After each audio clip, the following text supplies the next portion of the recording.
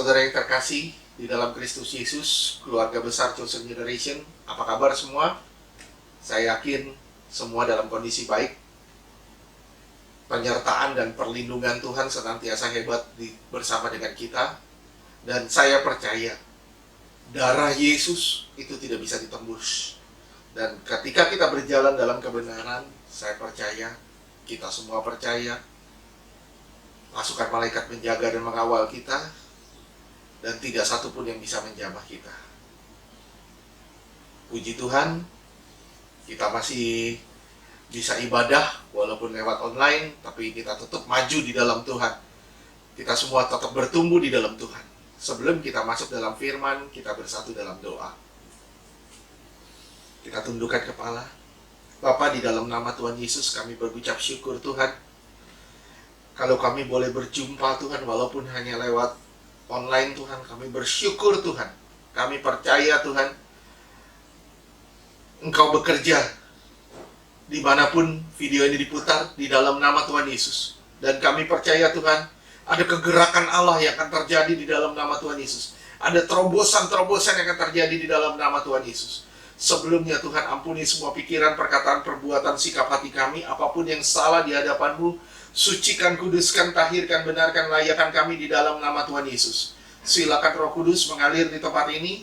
Di dalam nama Tuhan Yesus mengalir juga di wilayah-wilayah di mana video ini diputar. Di dalam nama Tuhan Yesus. Kami percaya di dalam nama Tuhan Yesus, semua kuasa-kuasa gelap dalam bentuk apapun kami ikat, kami tolak, dan kami patahkan semuanya di dalam nama Tuhan Yesus. Hanya Roh Allah yang bekerja di dalam nama Tuhan Yesus. Pakai mulut bibir hamba-Mu ini Tuhan, untuk menyatakan isi hati Tuhan, menyatakan kebenaran Tuhan. Dan di dalam nama Tuhan Yesus, semua yang bukan dari Tuhan kami tolak di dalam nama Tuhan Yesus. Kami percaya Roh Allah hadir di tempat ini. Di mana ada Roh Allah, di situ ada kemerdekaan. Di dalam nama Tuhan Yesus, kami percaya Tuhan, siapapun yang mendengar dimerdekakan, dilepaskan, dan dibebaskan di dalam nama Tuhan Yesus. Terima kasih Bapa, di dalam nama Tuhan Yesus kami berdoa. Cengkeram Tuhan tempat di mana video ini diputar, dan juga wilayah kami ini Tuhan, cengkeram dengan hadirat surgawi. Semua yang bukan dari Tuhan kami ikat, kami tolak, dan kami patahkan di dalam nama Tuhan Yesus. Semua pengganggu-pengganggu kami tolak di dalam nama Tuhan Yesus. Hanya Roh Allah yang bekerja di tempat ini. Di dalam nama Tuhan Yesus kami berdoa dan bersyukur. Haleluya. Amin. Sekali lagi saudara, shalom. Tuhan Yesus memberkati kita semua. Puji Tuhan. Kita berdoa terus, bukan supaya pandemi ini selesai, cepat atau apa, tidak, tapi kita berdoa supaya rencana Allah digenapi lewat masalah ini, lewat pandemi ini, rencana Allah digenapi. Banyak jiwa mencari Tuhan, banyak jiwa bertobat, banyak jiwa memuliakan Tuhan, dan banyak jiwa memanggil nama Tuhan. Kita berdoa lewat kejadian ini, ada sesuatu kegerakan besar yang terjadi. Puji Tuhan, kita masih ibadah online, tapi kita percaya dalam waktu dekat ini kita akan ibadah sama-sama lagi di BNB. Puji Tuhan. Kita maju terus dalam Tuhan, tetap berdoa, tetap bersepakat, tetap bersehati di dalam Kristus. Sama-sama saudara, kita belajar. Hari ini kita belajar tentang belenggu adalah penghalang untuk maju. Hari ini kita belajar itu, dunia semakin kacau. Dunia bukan semakin baik. Tambah hari tambah kacau. Tambah hari tambah gak benar. Kita merasakan situasi dan kondisi yang kian hari kian sulit. Saya yakin saudara juga mengalami itu. Mulai dari awal Januari kita udah bilang, aduh rasanya sesuatu yang berbeda, sesuatu yang gak nyaman, sesuatu yang gak enak. Karena disinilah tahun peperangan rohani.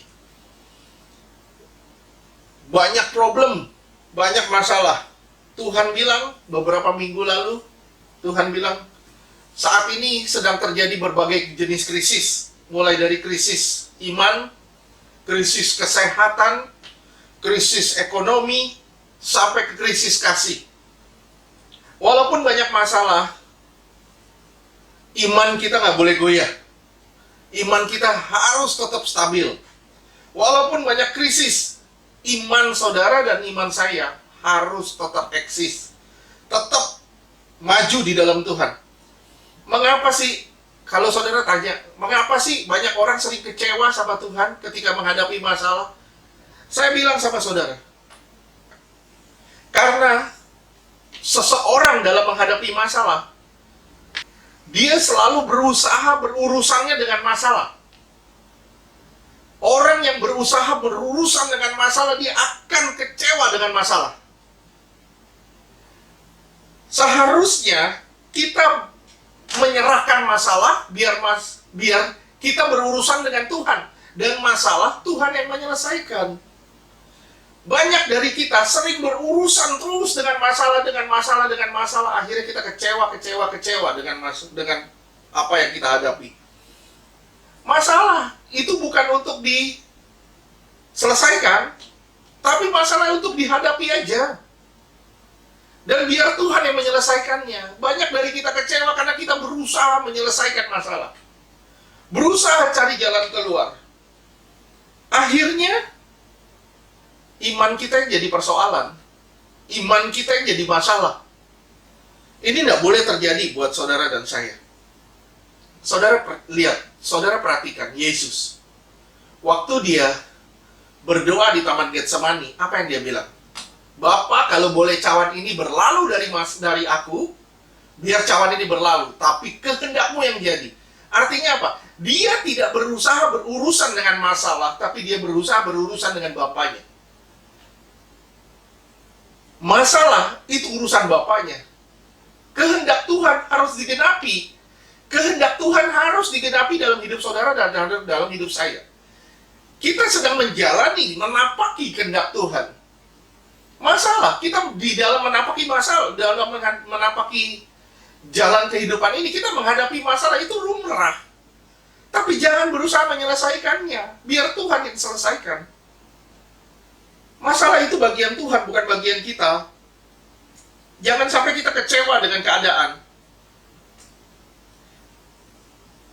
Tuhan ingin kita maju terus dalam mengiring Dia. Tuhan rindu sekali saudara maju terus, bertumbuh terus dalam mengiring Dia. Tapi iblis kepingin saudara berhenti dan kecewa. Tanpa disadari, iblis pasang belenggu-belenggu, ikatan-ikatan di kaki kita, di tangan kita, sehingga membuat kita tidak bisa maju, membuat saudara dan saya stuck di tempat, nggak bisa maju. Lah gimana mau maju? Tanganmu diikat, kakimu diikat, nggak bisa. Nah, Tuhan mau saudara menyadari ada belenggu di dalam saudara yang harus saudara lepasin. Mungkin secara fisik saudara bergerak, mungkin secara fisik saudara maju, mungkin saudara secara fisik saudara tetap beribadah, tetap berdoa. Tapi secara rohani saudara statis, saudara diam, saudara nggak bertumbuh. Ini masalah. Ada beberapa belenggu yang dipakai iblis yang membuat saudara tidak bisa maju, yang membuat saudara dan saya tidak bisa maju. Ini bahaya. Kita harus menyadari lebih dulu belenggu-belenggu ini. Kalau kita nggak menyadari belenggu ini, bagaimana kita mau melepaskan diri kita dari belenggu ini? Kita tidak menyadari ada satu ikatan di dalam kita.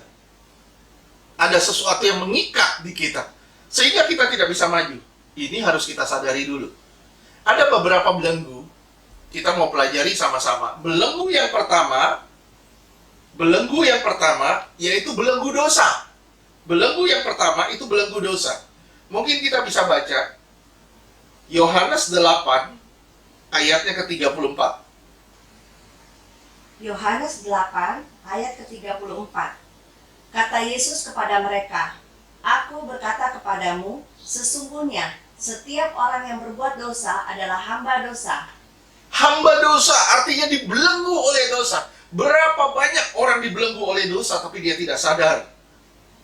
Dosa adalah sarana iblis untuk membuat orang tidak bisa maju dan terikat. Dosa bisa mengikat seseorang, dosa bisa membelenggu seseorang. Kenapa? Karena dosa itu menyenangkan daging dan sangat-sangat menggoda. Saudara bisa sama-sama buka di Kejadian 4 ayatnya ke-7. Kejadian 4 ayatnya ke-7. Apa kamu tidak akan berseri jika engkau berbuat baik? Tetapi jika engkau tidak berbuat baik, dosa sudah mengintip di depan pintu. Ia sangat menggoda engkau, tetapi engkau harus berkuasa atasnya. Iya, dosa sangat menggoda. Dosa nunggu. Tapi kita kadang-kadang kita nggak sadar. Ada dosa yang sedang menanti. Ada dosa yang mau mengikat kita. Kita nggak sadar. Dosa bukan untuk dinikmati, tapi dosa untuk diperangi. Saudara harus menyadari, kita lemah. Kita ini lemah. Oleh sebab itu firman Tuhan bilang, roh itu penurut, daging itu lemah. Matius 26 ayat 41. Matius 26 ayat ke-41. Demikian firman Tuhan. Berjaga-jagalah dan berdoalah, supaya kamu jangan jatuh ke dalam pencobaan. Roh memang penurut, tetapi daging lemah. Iya. Roh itu menurut, tapi daging kita selalu lemah. Kita selalu fokus sama dosa kita. Fokus sama dosa-dosa. Nah, itu bahaya. Saudara, saya mau tanya sama saudara, kenapa Yesus datang ke dunia? Mungkin saudara bilang, untuk melepaskan kita dari dosa. Betul. Betul. Tapi ada dua hal Yesus datang ke dunia. Untuk membuat manusia, yaitu saudara dan saya dan seluruh umat manusia itu sadar kalau kita orang berdosa. Kita orang berdosa. Tuhan datang, kita nyadari kalau kita orang berdosa. Kedua, ketika kita sadar, apa yang kita bikin? Kita harus mengundang tabib atau dokter untuk menyembuhkan dosa-dosa kita itu. Kalau saudara nggak sadar saudara berdosa, gimana caranya saudara bisa mengundang tabib atau dokter datang ke rumah saudara untuk menyembuhkan sakit saudara? Nggak mungkin. Yesus datang untuk menyatakan diri. Kamu orang berdosa, kamu butuh pertolongan. Hanya aku yang bisa tolong kamu. Itu dia maksudnya Tuhan datang ke dunia. Lukas 5 ayat 32. Lukas 5 ayat ke-32. Demikian firman Tuhan. Aku datang bukan untuk memanggil orang benar, tetapi orang berdosa, supaya mereka bertobat. Iya. Aku datang bukan untuk orang-orang yang tidak berdosa, bukan untuk orang benar, tapi untuk berdosa, untuk orang-orang berdosa, supaya yang berdosa bisa bertobat. Nah, gimana caranya kita mau bertobat kalau kita nggak menyadari kita berdosa? Saudara perhatikan baik-baik. Hukum Taurat itu datang lebih dulu. Hukum Taurat itu datang lebih dulu. Lewat hukum Taurat, kita menyadari, saya ini orang berdosa. Saya ini orang berdosa. Kemudian Yesus datang berikutnya. Yesus datang untuk menyelesaikan dosa saudara. Hukum Taurat datang untuk menyingkapkan dosa itu. Yesus datang untuk menyelesaikan dosa itu. Ini kan luar biasa. Dosa itu penyakit tersembunyi yang kadang hanya bisa dilihat ketika terang masuk ke dalam saudara. Ketika ada terang, baru kita sadar, aduh, ada kotoran di badan saya yang saya nggak lihat selama ini. Coba perhatiin. Contoh, saudara ada kotoran di tangan saudara yang saudara nggak lihat waktu malam-malam. Tapi begitu ada terang, saudara baru sadar, ya ternyata ada kotoran di tangan saya. Dan itu harus diberesin. Ketika ada terang, dosa baru bisa terlihat. Yohanes 1 ayat 9. Yohanes 1 ayat ke-9, demikian firman Tuhan. Terang yang sesungguhnya yang menerangi setiap orang sedang datang ke dalam dunia. Iya, dia ada di dalam dunia sekarang ini, dan dia sedang menerangi saudara dan saya. Supaya saudara dan saya sungguh-sungguh menyadari kalau saudara dan saya adalah orang-orang yang berdosa. Dan saudara dan saya adalah orang-orang yang butuh pertolongan. Butuh tangan Tuhan, butuh jamahan Tuhan, butuh tabib. Permasalahannya, banyak sekarang orang-orang yang berdosa tapi tidak menyadari dia berdosa. Dia pikir orang lain yang berdosa, orang lain yang bersalah. Tidak. Saudara harus kalau saudara mau melihat orang lain bersalah, mulai lihat dari dirimu sendiri. Lihat dari dirimu sendiri, baru saudara bisa lihat ke orang. Jangan mulai dari orang, tapi mulai dari dirimu sendiri. Amin. Saat ini banyak ya, ada singkatan-singkatan di zaman corona ini, di zaman virus ini. Saudara lihat ya, yang paling bahaya apa? Ada PDP, pasien dalam pengawasan. Ada ODP, orang dalam pengawasan. Naik tingkat ke PDP, pasien dalam pengawasan. Ada lagi yang lebih berbahaya, orang tanpa gejala, OTG, orang tanpa gejala. Dia jalan kemana-mana, dia bawa virus kemana-mana, tapi dia nggak punya gejala. Itu yang bahaya. Dia nggak menyadari dirinya sendiri kalau dirinya itu berpenyakit. Dan penyakitnya itu bisa menular kepada banyak orang. Ini yang bahaya, OTG ini. OTG, banyak sekali orang-orang Kristen sekarang yang seperti OTG ini. Dia bermasalah, dia berdosa, tapi dia tidak mau membereskan dirinya. Kenapa? Karena dia merasa sudah benar, dia merasa sudah pelayanan, dia merasa sudah berkhotbah, dia merasa sudah begini, sudah begitu, dia merasa sudah melakukan buat Tuhan, dia merasa pendiri gereja, dia merasa sudah berbuat banyak hal buat pelayanan. Saya kasih tahu ya sama saudara ya, saya ulang berkali-kali, pelayanan tidak pernah membawamu ke surga. Pelayanan tidak pernah akan bisa membawamu ke surga. Tapi kebenaran yang akan membawamu ke surga. Apa yang kau lakukan, apa yang kau kerjakan yang benar di hadapan Tuhan, itulah buahnya, supaya engkau berhadapan muka dengan dia. Ada buah nggak? Ada buah-buah Allah nggak di dalam saudara? Ada buah-buah nggak roh itu di dalam saudara? Itu masalahnya. Jangan sampai saudara jadi OTG, orang-orang tanpa gejala, yang tidak menyadari kalau dia berdosa. Ini permasalahannya banyak. Saudara perhatiin, orang-orang Farisi, ahli-ahli Taurat, mereka itu OTG. Mereka merasa diri mereka sudah benar. Mereka merasa diri mereka tidak butuh. Sampai ketika Matius, si pemungut cukai, Yesus datang ke situ dan makan bersama dia. Yesus dibilang apa? Ya, kamu pelahap. Kamu makan dengan orang-orang berdosa. Tuhan bilang apa?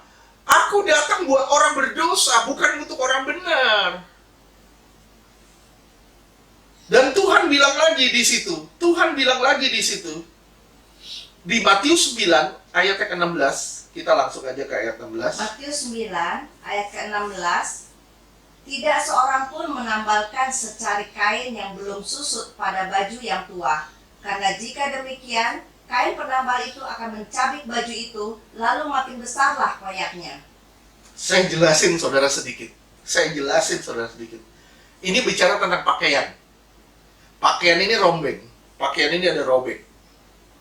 Tuhan bilang, gak bisa pakaian tua ini ditambal dengan kain yang baru. Artinya apa? Pakaian itu bicara tentang perbuatan. Pakaian atau baju itu bicara tentang perbuatan yang benar. Baju yang tua itu berarti manusia-manusia lama kita. Baju tua itu manusia lama kita. Jadi, baju tua yang robek ini nggak bisa ditambal dengan kain yang baru. Artinya, kain yang baru ini perbuatan yang baik. Artinya, saudara dan saya ini orang berdosa. Tidak bisa diselesaikan dengan melakukan perbuatan-perbuatan yang baik. Misalnya, saudara berdosa. Habis berdosa, saudara bikin apa? Saudara beramal. Tujuannya apa? Untuk bayar dosa-dosa saudara. Tidak bisa. Saya bilang, Tuhan nggak butuh uangmu. Tuhan nggak butuh apa? Tuhan butuh hatimu. Tuhan nggak bisa disogok dengan apapun. Jangan sampai saudara pikir begini. Saya sudah berdosa. Saya barusan bikin dosa. Ya sudah, saya gantikan dengan perbuatan-perbuatan baik. Nggak bisa. Itu nambel namanya. Baju lama ditambel dengan kain yang baru. Nggak bisa. Pasti robek. Dan nggak bakal bisa bertahan. Jadi gimana? Copotin dulu baju yang lama, ganti dengan baju yang baru. Pakai cara hidup yang baru. Manusia yang baru. Ini perlunya baptisan air. Banyak orang tidak dibaptis selam, artinya tidak dibaptis yang benar, Mereka merasa, waduh, saya sudah Kristen. Kristen itu bertobat, artinya meninggalkan cara hidup lamamu, hidup dengan cara hidup yang baru. Itu kekristenan. Saya berharap saudara bisa ngerti di sini. Kain yang baru juga bicara tentang karya Yesus yang belum selesai di kayu salib waktu dia bicara di Matius 9 ini. Kenapa? Itu kan tambelan, kainnya tidak utuh. Kainnya tidak utuh, karyanya belum selesai. Begitu karyanya selesai di atas kayu salib, saudara dibaptis, saudara jadi ciptaan yang baru. Saudara dibaptis, saudara mati bersama Kristus, saudara dibangkitkan menjadi ciptaan baru. Ini maknanya. Ingat, beberapa minggu lalu saya bilang sama saudara, kematian Yesus itu membuat saudara berdamai dengan Bapa di surga. Amin. Tapi kebangkitan Yesus membuat saudara diselamatkan. Berapa banyak orang Kristen hari ini sudah berdamai dengan Bapa, tapi tidak hidup dengan cara hidup yang baru. Artinya, dia tidak selamat. Masalah enggak? Kalau begini, ingat ya, baju itu harus dibuka dulu, diganti dengan baju baru. Nggak bisa ditambal sulam. Saudara tetap manusia lama, saudara lakukan perbuatan-perbuatan baik dan saudara pikir sudah selesai. Nggak bisa. Beresin. Serahin hidupmu sama Tuhan, matilah bersama Kristus, supaya engkau bisa dibangkitkan dalam hidup yang baru. Engkau akan ngerasain perubahan-perubahan dalam hidupmu. Dan itulah kekristenan. Engkau harus menyadari yang pertama, ada belenggu dosa di dalam dirimu. Jangan jadi seperti OTG, orang-orang tanpa gejala, yang gak menyadari kalau dia sakit sebenarnya. Seperti ahli Taurat, orang Farisi. Itu OTG yang merasa dirinya sudah benar. Padahal dia sakit. Jangan pikir orang lain yang salah. Saya nih korban. Saudara kalau berpikir begitu terus, saudara tidak pernah bisa berubah. Saudara harus berpikir, gimana caranya saya berubah? Gimana caranya saya diubah sama Tuhan? Saya mau menyerahkan hidup saya sepenuhnya sama Tuhan. Saya menyadari dosa-dosa saya. Saya koreksi setiap hari, setiap waktu. Saya koreksi hidup saya. Supaya apa? Supaya saya tidak jadi OTG. Supaya saya bisa sembuh dari sakit-sakit saya. Lepasin diri saudara dari belenggu dosa ini. Hati-hati, dosa itu menggoda. Itu yang pertama. Yang kedua, belenggu yang kedua adalah belenggu ketakutan, kekhawatiran. Berapa banyak orang Kristen hari ini diikat dengan belenggu yang namanya kekhawatiran dan ketakutan. Takut akan banyak hal, khawatir ini, khawatir itu, khawatir ini, khawatir itu. Akhirnya dia tidak bisa maju, tidak bisa bertumbuh. Kenapa? Karena hidupnya dipenuhi dengan kekhawatiran dan ketakutan. Tuhan bilang, serahkan semua bebanmu kepadaku. Sekali lagi, serahkan. Serahkan, itu bahasanya epireto ya, artinya lempar. Buang. Masalah itu dilempar, dibuang. Bukan diambil, terus diplototin. Kalau diambil, diplototin, saudara akan khawatir. Saudara akan ketakutan. Begitu saudara khawatir, takut, ini beban, itu akan menindih saudara. Menindih saudara sampai saudara tidak bisa lagi bergerak. Itu belenggu yang fatal. Matius 6 ayat 25 sampai 27. Matius 6 ayat 25 sampai 27. Karena itu aku berkata kepadamu, janganlah khawatir akan hidupmu, akan apa yang hendak kamu makan atau minum, dan janganlah khawatir pula akan tubuhmu, akan apa yang hendak kamu pakai. Bukankah hidup itu lebih penting daripada makanan, dan tubuh itu lebih penting daripada pakaian? Pandanglah burung-burung di langit, yang tidak menabur dan tidak menuai, dan tidak mengumpulkan bekal dalam lumbung, namun diberi makan oleh Bapamu yang di sorga. Bukankah kamu jauh melebihi burung-burung itu? Ayat ke-27, Siapakah di antara kamu yang karena kekhawatirannya dapat menambahkan sehasta saja pada jalan hidupnya? Sekarang saudara perhatiin satu perkataan di sini, satu perkataan Yesus yang sangat dalam. Hidup saudara itu lebih penting daripada makanan dan minuman. Hidup saudara itu berarti buat surga. Hidup saudara itu berarti buat surga. Berarti saudara lebih penting, saudara harus mementingkan surga daripada sekedar makanan, minuman, dan pakaian. Kalau arahkan hati saudara ke sana, saudara akan mendapatkan semua keperluan-keperluan saudara. Kalau saudara arahkan pandangan saudara pada masalah, saudara akan jatuh di dalam kekhawatiran dan ketakutan. Saya ulang sekali lagi yang di depan tadi. Kenapa banyak orang kecewa hari ini ketika dia menghadapi masalah? Kenapa? Karena dia berusaha menyelesaikan masalah. Karena dia berurusan dengan masalah. Seharusnya ketika kita bermasalah, kita berurusan dengan Tuhan. Dan masalah itu kita serahkan ke tangan Tuhan. Kita lempar ke Tuhan. Kita nggak akan pernah khawatir. Kita nggak akan pernah takut. Maaf, saya bilang kita tidak pernah akan kecewa dengan keadaan. Kita akan dapat bersyukur dalam segala keadaan. Tuhan baik dalam segala keadaanku. Amin. Saudara lihat ya, karena kekhawatiran, Daud itu lari dari masalah. Daud itu lari dari masalah. 1 Samuel 21 ayat 10 dan 11. 1 Samuel 21 ayat 10 sampai ke 11. Demikian firman Tuhan.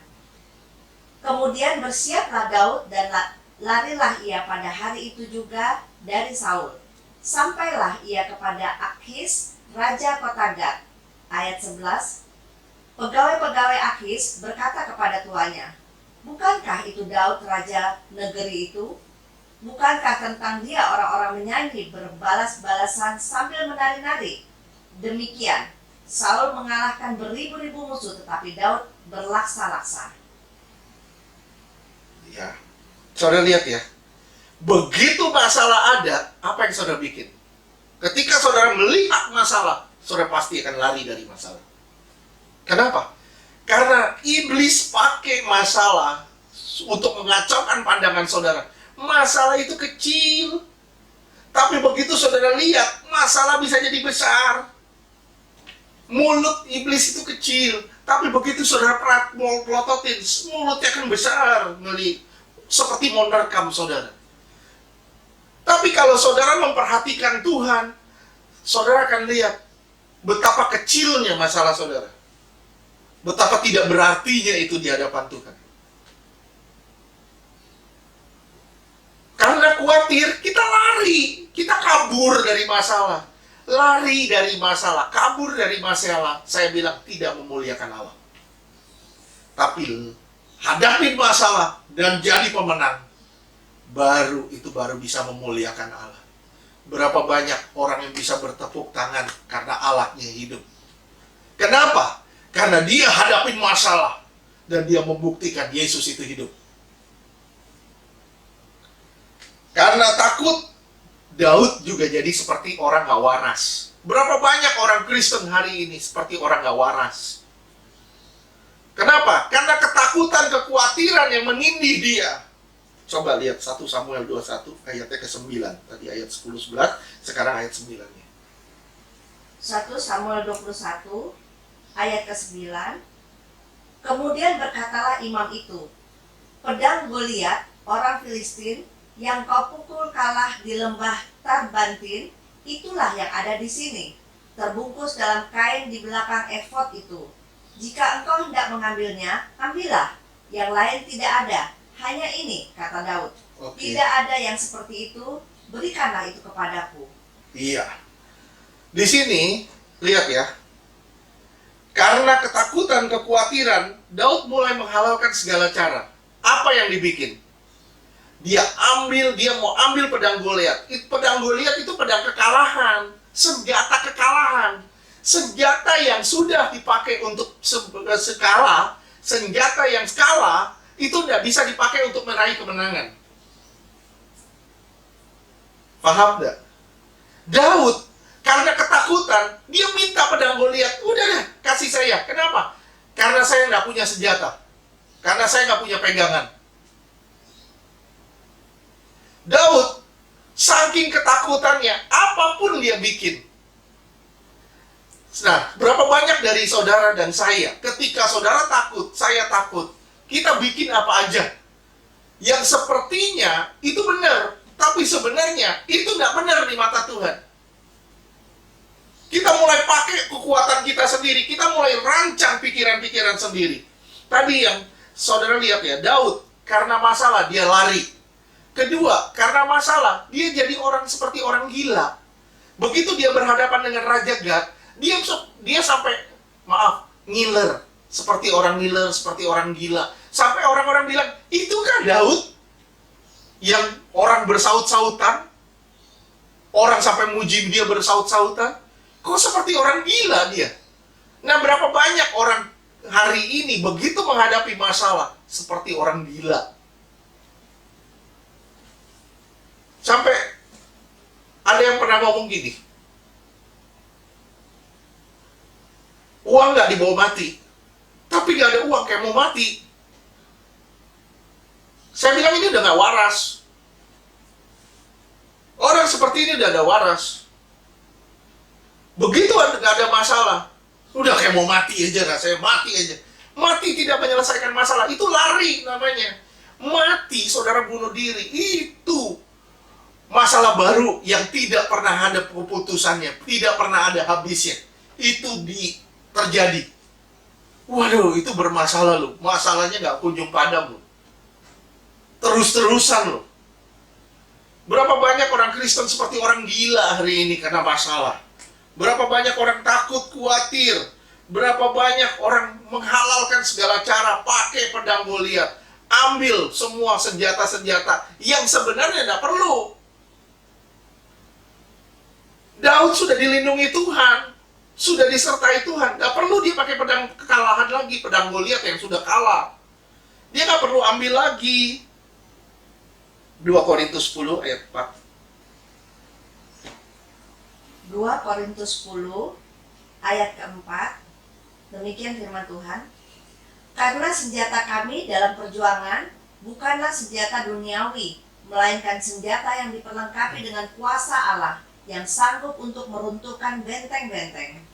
Senjata kita itu kuasa Allah yang menyertai saudara dan saya.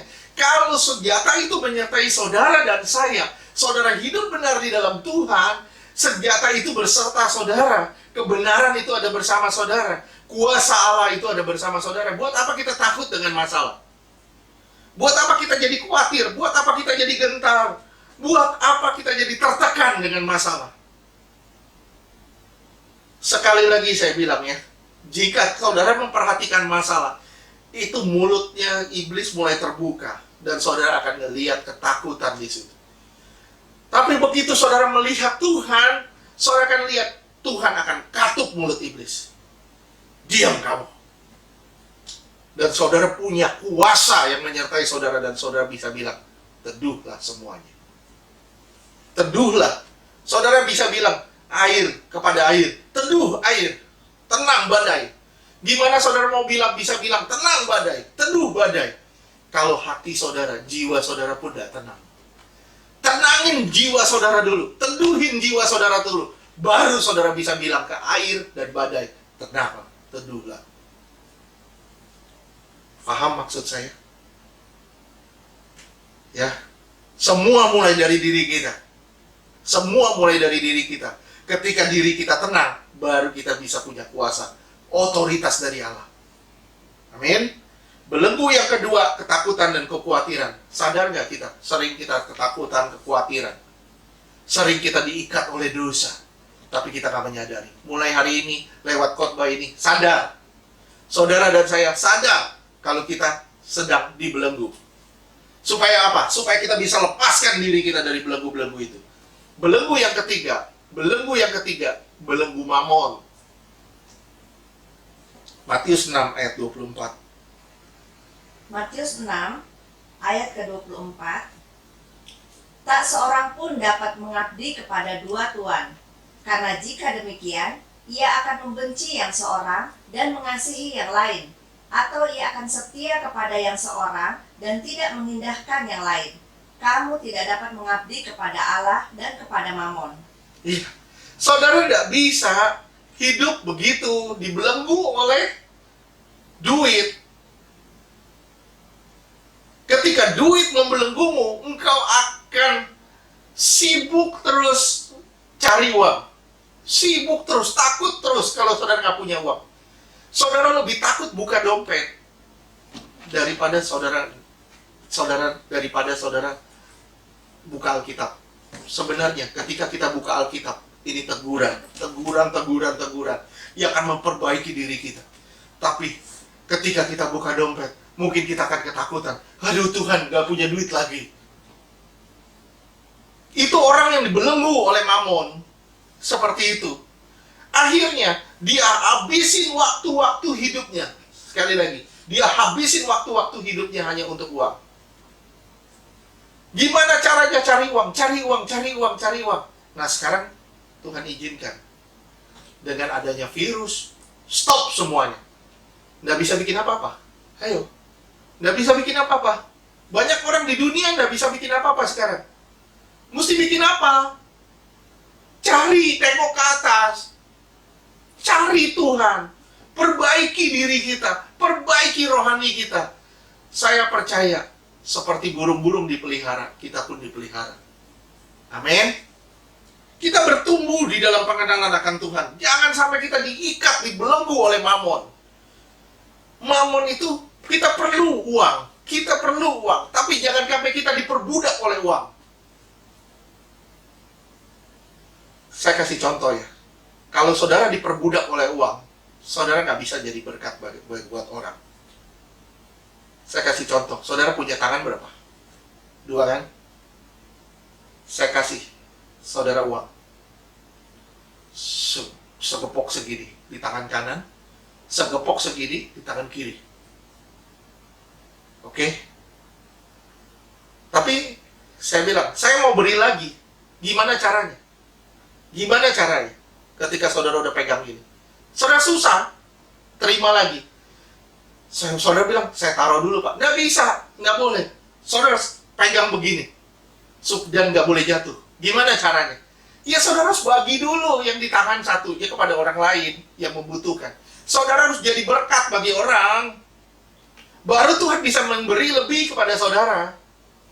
Kalau saudara punya tangan 2, saudara kekep sendiri itu uang, saudara dibelenggu oleh uang, saudara pegang itu uang sendiri, saya bilang sama saudara, saudara gak pernah akan jadi berkat bagi orang lain. Amin. Saudara pegang, terima tangan kanan, terima tangan kiri. Tuhan mau memberi lagi, serahkan di tangan kanan saudara bagi orang-orang yang membutuhkan. Supaya apa? Supaya Tuhan bisa beri saudara lagi. Jangan diperbudak oleh uang. Tapi biarkan uang itu jadi berkat bagi orang lain. Amin. Yang keempat, belenggu yang keempat itu belenggu perasaan. Berapa banyak orang percaya hari ini dibelenggu oleh perasaannya. Perasaan iri, perasaan emosi, pahit hati, cemburu, tidak senang pada orang lain. Ketika lihat orang lain dipuji, hati kita nggak sejahtera. Ketika lihat orang lain maju, kita nggak sejahtera. Berapa banyak orang Kristen hari ini dibelenggu oleh perasaan-perasaan seperti ini. Ketika yang dia sayang disakiti, dia terluka luar biasa, itu dibelenggu oleh perasaan. Kalau saudara nggak sadar, saya sadarin hari ini. Sadar, ayo bangun. Kalau saudara nggak sadar, bahaya luar biasa. Kenapa? Saudara sedang dalam masalah fatal dan saudara sedang nggak maju. Saudara sedang berjalan di tempat tanpa saudara sadar. Ini bahaya. Jangan sampai punya perasaan iri, dengki, pahit hati, tidak senang pada orang lain. Cemburu, kelihat orang lain maju, orang lain dipuji, nggak suka. Maunya saya. Nggak senang ketika kita dilukai orang. Waduh, sakitnya luar biasa. Kita ngoceh kemana-mana. Akhirnya kita cari pembelaan. Begitu orang mulai bela kita bangga luar biasa. 2 Timotius 2 ayat 16 sampai 17. 2 Timotius 2 ayat 16 Sampai 17. sampai 17. Demikian firman Tuhan. Tetapi hindarilah omongan yang kosong dan yang tak suci, yang hanya menambah kefasikan. Ayat 17, perkataan mereka menjalar seperti penyakit kanker. Di antara mereka termasuk Hymenaeus dan Philetus. Ya. Perkataan itu menjalar seperti penyakit kanker. Saya bilang sama saudara, perasaan yang benci, perasaan iri, perasaan cemburu, itu bisa memunculkan gosip. Ngomong sana, ngomong sini, jelekin sana, jelekin sini, jelekin sana, jelekin sini, tanpa saudara sadar. Begitu saudara jelekin sana, jelekin sini, kamu yang jelek.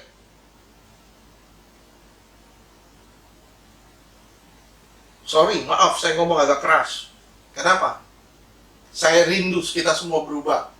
Kita jangan dibelenggu oleh perasaan-perasaan kita sendiri. Sampai akhirnya kita nggak bisa maju. Kita iri terus sama orang. Kita pahit hati terus sama orang. Mungkin kita bilang, saya tidak benci, saya bisa berdamai, saya salaman. Tapi di belakang kita terus jelekin orang. Ini perasaan dan ini tidak bagus. Hati-hati dengan belenggu perasaan ini. Kenapa? Karena ini pun tidak terlihat. Semua belenggu ini kadang tuh tersamar. Bagaimana mungkin roh jahat bisa membuat seseorang sadar kalau dia sedang dibelenggu? Dia bikin sehalus mungkin supaya orang nggak sadar kalau dia dibelenggu. Ketika orang yang kita sayangi dilukai, apa yang kita harus bikin? Beri dia pengertian untuk mengampuni. Udah gitu. Jangan jadi ikut-ikutan membenci orang, benci orang. Itu belenggu perasaan, hati-hati. Dan membuat kau tidak bisa maju. Saya bilang sama saudara ya, masa lalu itu bisa jadi obat untuk memperbaiki diri kita di masa depan. Amin. Tapi masa lalu juga bisa jadi racun. Kalau kita terus fokus ke sana, kembali ke sana, itu jadi racun buat diri kita, yang membuat kita nggak bisa bergerak lagi, nggak bisa maju lagi. Kita stuck di tempat. Kenapa? Karena kita diikat oleh masa lalu itu. Coba lihat Ayub 2 ayat 8. Ayub 2 ayat ke-8. Lalu Ayub ngambil sekeping beling untuk menggaruk-garuk badannya sambil duduk di tengah-tengah abu. Iya. Saya tanya sama saudara, apakah saudara sedang duduk di tengah abu? Artinya, saudara duduk di masa lalu. Saudara terus pusingin masa lalu. Dia pernah nyakitin gua, dia pernah nginin gua, dia pernah ini. Saudara duduk di abu. Dan ketika saudara duduk di abu, saudara ambil beling, saudara sedang nyakitin diri saudara sendiri. Ketika masa lalu saudara duduk di masa lalu, berdiri atau duduk di masa lalu, saudara sedang menyakiti diri saudara sendiri tanpa saudara sadar. Dan itu belenggu perasaan namanya. Bahaya sekali. Kenapa? Belenggu ini ada di dalam hati kita. Mungkin kita baca ya, 1 Raja-Raja 8 ayat 37 sampai 38. 1 Raja-Raja 8 ayat 37. Apabila di negeri ini ada kelaparan, apabila ada penyakit sampar, hama, dan penyakit gandum, belalang atau belalang pelahap, apabila musuh menyesakan mereka di salah satu kota mereka, apabila ada tulah atau penyakit apapun, ayat 38, lalu seseorang atau segenap umatmu Israel ini memanjatkan doa dan permohonan di rumah ini dengan menadahkan tangannya, karena mereka masing-masing mengenal apa yang merisaukan hatinya sendiri. Iya, merisaukan hatinya sendiri ini sebenarnya kurang tepat bahasanya. Mungkin kita lihat di bahasa Inggris ya, ayat 38. Ayat 38 langsung kita lihat di bahasa Inggrisnya. Jadi gini, ada wabah, ada masalah. Ini masalah, ada wabah, ada virus di luar sana. Apa yang kita harus bikin? Ayat 38 di situ dibilang ada kata di bahasa Inggris, plug. Plug, terus apa? Plug of his own heart. Plug of his own heart. Plug, ada virus di dalam hati saudara. Ada wabah yang paling bahaya itu di dalam hati saudara. Wabah yang paling bahaya itu bukan di luar. Bukan virus corona, bukan COVID-19, bukan virus A, B, C, D. Tapi wabah yang paling bahaya itu ada di hati kita. Ketika hati kita penuh dengan rasa iri, hati kita penuh dengan kebencian, hati kita penuh dengan kecemburuan, hati kita penuh dengan sakit hati. Itu wabah yang tanpa saudara sadari ada di dalam hati saudara. Dan itu harus diberesin. Baru saudara bisa menghadapi wabah di depan, di luar saudara. Baru saudara bisa menang atas wabah di luar saudara. Ketika saudara bisa mengalahkan wabah di hati saudara sendiri. Saya harap saudara bisa paham ini. Yang kelima, belenggu yang kelima, belenggu nafsu. Belenggu nafsu dan keamanan, kenyamanan. Efesus 4 ayat ke-19. Efesus 4 ayat ke-19. Perasaan mereka telah tumpul sehingga mereka menyerahkan diri kepada hawa nafsu dan mengerjakan dengan serakah segala macam kecemaran. Iya, semua yang cemar dibikin. Kenapa? Karena nyaman. Tanpa disadar dia dibelenggu oleh hawa nafsunya sendiri. Akhirnya mereka punya perasaan itu tumpul kepada Tuhan. Mereka gak punya hati nurani lagi. Kenapa? Karena yang mereka pusingin hanyalah kesenangan mereka sendiri.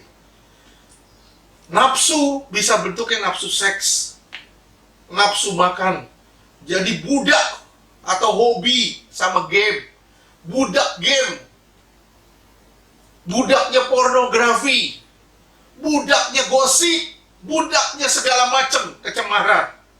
Berapa banyak orang Kristen diperbudak oleh ini tanpa mereka sadar. Mereka nafsu sana, nafsu sini, mau ini, mau itu, mau ini, mau itu, mau punya ini, mau punya itu. Mereka nafsu dalam banyak hal, tapi nggak pernah menafsu sama Tuhan. 1 Korintus 6 ayat 15. 1 Korintus 6 ayat ke-15. Tidak tahukah kamu bahwa tubuhmu adalah anggota Kristus? Akan kuambilkah anggota Kristus untuk menyerahkannya kepada percabulan? Sekali-kali tidak. Iya, kita nih anggota tubuh Kristus, kita punya ada Kristus yang hidup di dalam kita. Masa kita serahkan tubuh kita ini kepada percabulan, kepada hawa nafsu, kepada dosa-dosa seksual? Berapa banyak orang dibelenggu oleh pornografi? Berapa banyak orang dibelenggu oleh game? Berapa banyak orang dibelenggu oleh segala macam kemaksiatan, kesesatan? Dan mereka gak sadar. Titus 3 ayat 3. Titus 3 ayat ke-3. Demikian firman Tuhan.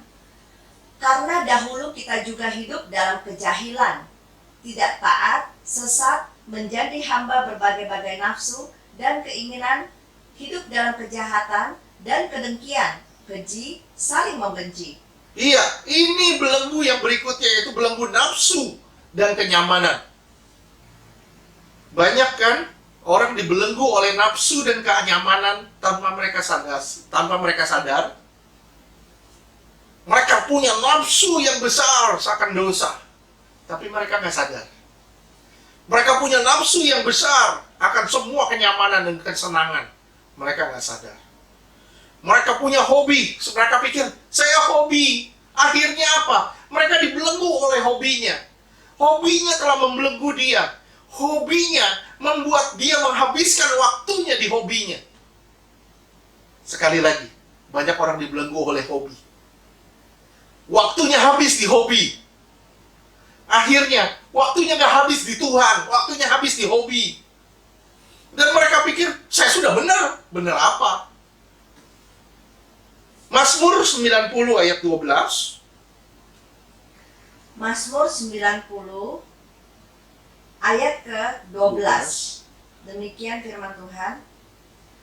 Ajarlah kami menghitung hari-hari kami sedemikian, hingga kami beroleh hati yang bijaksana. Iya. Ajar kita untuk menghitung hari-hari, menghitung waktu-waktu hidup kita, sampai kita bijaksana luar biasa dalam memakai waktu kita. Tidak menghabiskannya untuk kesenangan diri sendiri. Tidak menghabiskannya untuk hawa nafsu. Tidak menghabiskannya untuk kesenangan. Tidak menghabiskannya untuk kenyamanan diri sendiri.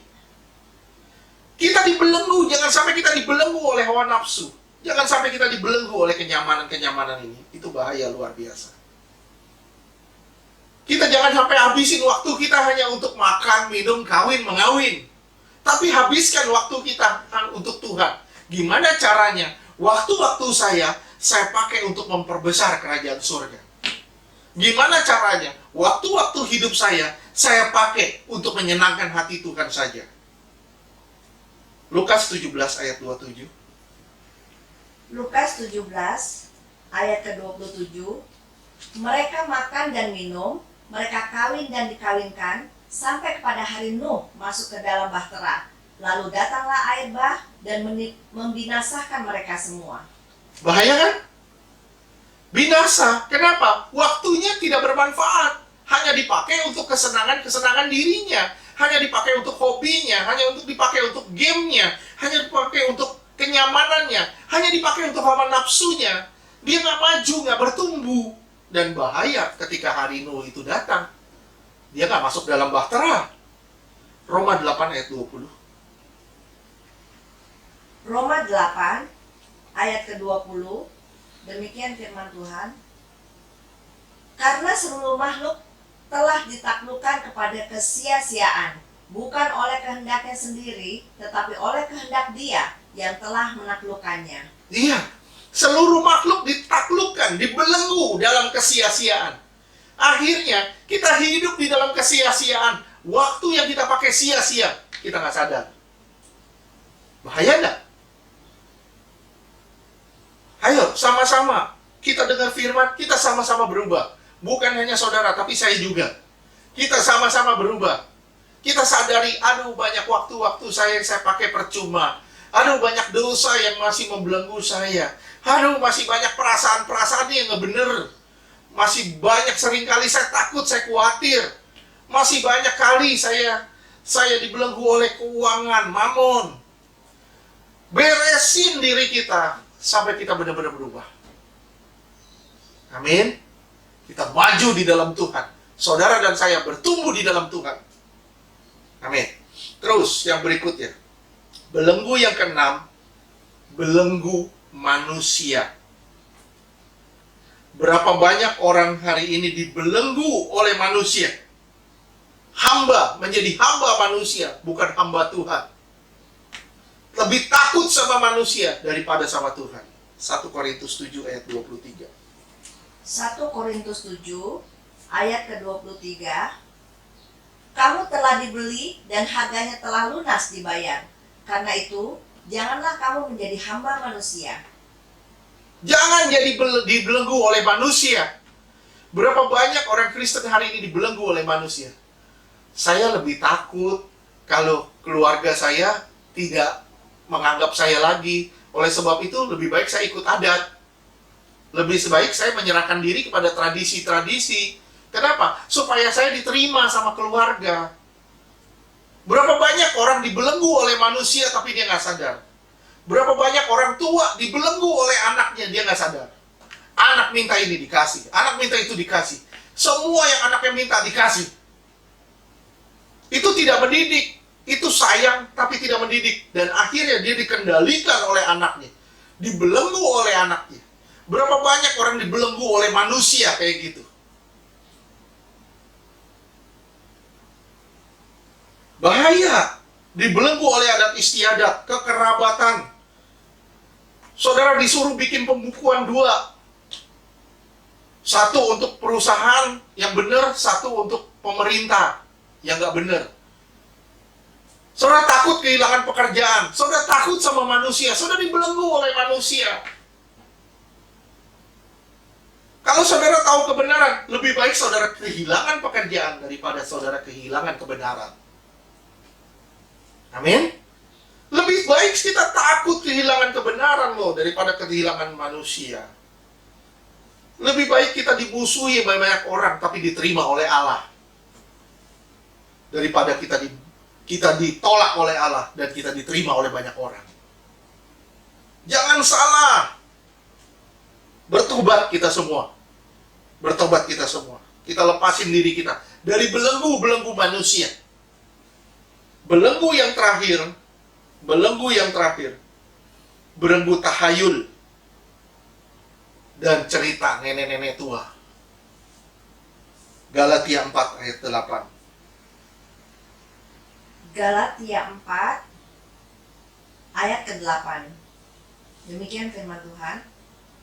Dahulu ketika kamu tidak mengenal Allah, kamu memperhambakan diri kepada Allah-Allah yang pada hakikatnya bukan Allah.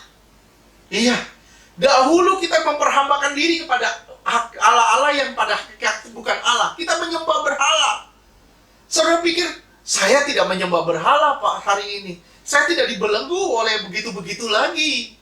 Ya, memang secara fisik tidak. Tapi seringkali saya ketemu orang-orang Kristen banyak kali dibelenggu oleh cerita dongeng, cerita nenek-nenek tua. Akhirnya dia takut melakukan ini, takut itu, takut ini, takut itu. Kenapa? Karena nanti kalau saya gunting kuku, Pak, malam-malam saya nggak dapat jodoh. Waduh, tangan saya gatel, Pak. Saya mau dapat duit nih. Cuci tangan. Waduh, Pak, mata saya kedutan. Ini ada yang kangen nih. Tidur. Ntar juga hilang. Itu cerita nenek-nenek tua. Ntar mimpi ini. Oh, artinya ini. Mimpi ini, artinya ini. Kalau itu hikmat Tuhan, puji Tuhan. Tapi kalau dongeng nenek-nenek tua, gimana? Nggak beres. Berapa banyak orang ketakutan dengan cerita nenek-nenek tua itu. Misalnya, ke pantai. Wah, jangan pakai baju hijau. Nanti ditelan ombak. Ya enggak, gitulah. Mau pakai baju apa aja bebas. Asal Tuhan izinkan pergi ke pantai. Kita jadi takut sama tahayul-tahayul. Kita jadi takut sama dongeng nenek-nenek tua. Kalau malam-malam jangan nyapu. Nanti nggak dapat berkat, nggak ada berkat. Kalau gunting kuku jangan malam-malam, nggak ada jodoh. Siapa yang bilang? Saya kalau gunting kuku pulang kerja malam-malam, dapat jodoh saya. Jangan salah. Kita nggak mengimani yang begitu-begitu. Kita nggak dibelenggu oleh dongeng yang begitu-begitu. 1 Timotius 4 ayat 7 dan 8. 1 Timotius 4 ayat ke-7. Tetapi jauhilah tahayul dan dongeng nenek-nenek tua. Latihlah dirimu beribadah. Ayat ke-8. Latihan badani terbatas gunanya, tetapi ibadah itu berguna dalam segala hal, karena mengandung janji, baik untuk hidup ini maupun untuk hidup yang akan datang. Bagaimana caranya menjauhi tahayul dan dongeng nenek-nenek tua? Gimana caranya? Ibadah. Saudara berdoa, dekati diri sama Tuhan. Saudara nggak percaya lagi yang begitu-begitu. Gimana kalau orang bilang, tangannya gatel, mau dapat uang? Ini orang sampai kapalan, nggak dapat uang, tangannya sampai kapalan. Gatalnya itu sampai kapalan, nggak dapat uang, malah keluar uang ke dokter. Berapa banyak orang kayak gitu? Nggak usah, jangan gantungan iman kita pada perkataan-perkataan nenek-nenek tua, pada tahayul-tahayul, pada dongeng-dongeng. Jangan gantungin iman kita ke situ. Kalau tangan nggak gatal-gatal berarti nggak dapat uang. Ini bikin gatal aja supaya dapat uang. Bukan itu caranya, bukan itu intinya. Saudara beribadah, saudara akan lepasin diri saudara dari dongeng yang begitu-begitu, tahayul yang nggak benar. Hati-hati saudara, hati-hati dengan segala macam belenggu ini. Karena belenggu-belenggu ini tanpa disadari membuat saudara terikat. Belenggu-belenggu ini tanpa disadari membuat saudara tidak bisa maju. Belenggu-belenggu ini tanpa disadari membuat saudara statis di tempat. Sementara dalam mengikut Tuhan itu dinamis, bergerak, dinamis. Bukan statis, diam di tempat. Hati-hati. Jangan sampai kita kecolongan dengan yang begini-begini.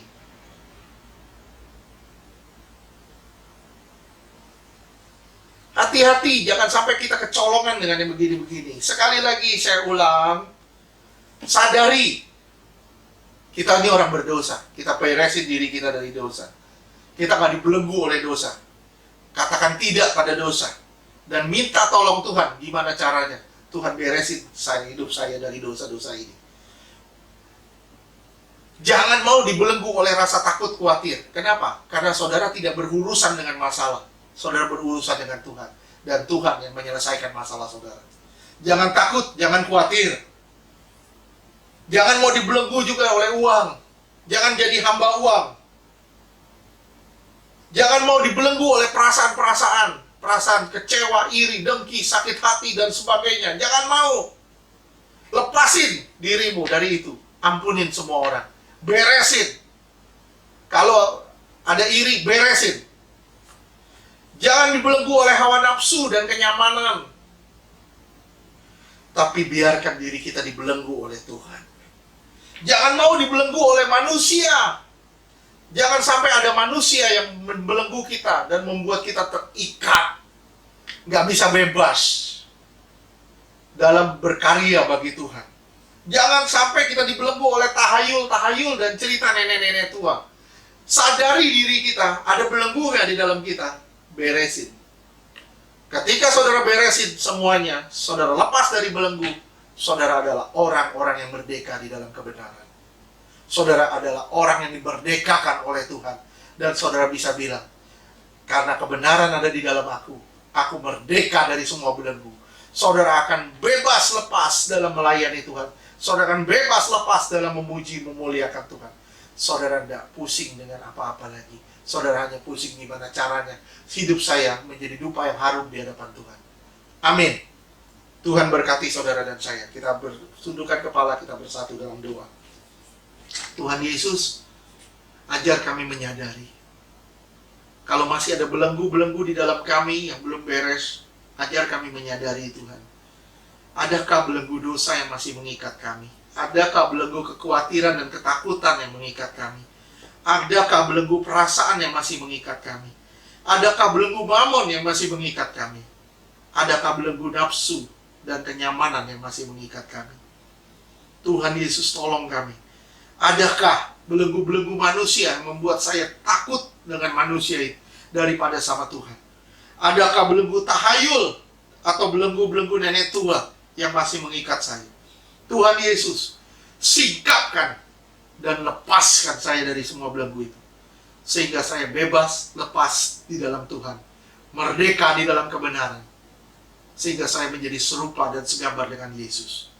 Dalam nama Tuhan Yesus, saya menyerahkan hidup saya ke dalam tangan Tuhan. Dalam nama Yesus kami berdoa. Haleluya. Amin.